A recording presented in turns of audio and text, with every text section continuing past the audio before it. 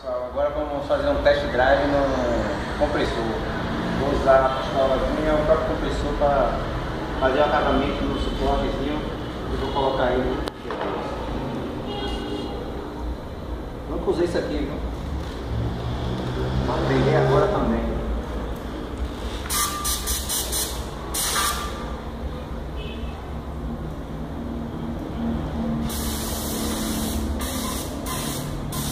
O compressor já está funcionando. Quase cai, né?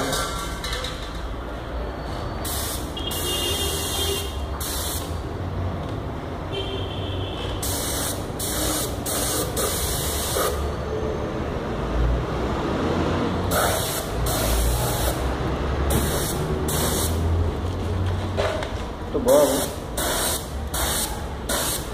Tem que aprender a pintar também, eu ainda não aprendi não.